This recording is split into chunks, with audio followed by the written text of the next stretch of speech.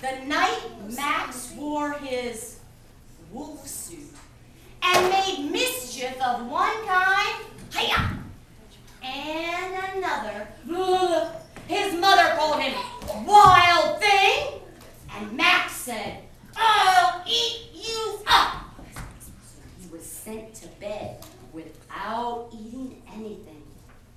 That night, in Max's room, a forest grew and grew and grew, and the walls became the world all around, and an ocean tumbled by with a private boat from Max.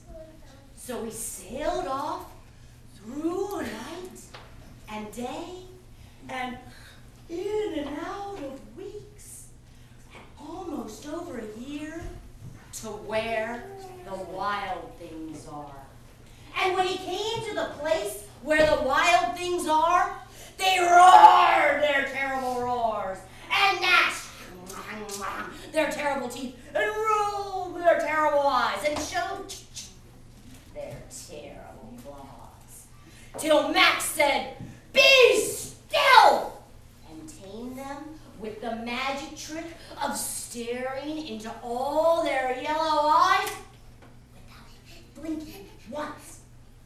And they were frightened and called him the most wild thing of all and made him king of all wild things. And now, Max said, "Let the wild rumpus start! It's fun to rumpus in the light of the moon. It's fun to rumpus all afternoon. When I feel wild, when I feel ferocious, I gotta rumpus 'cause I'm so precocious. Can I be tamed or put in a zoo? You just try it. You'll cry boo-hoo." And now, Max said, and sent the wild things off to bed without their supper.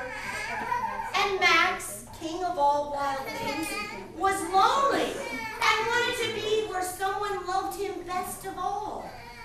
So he gave up being king of where the wild things are. But the wild things said, "Oh, please don't go. We'll eat you up. We love you so."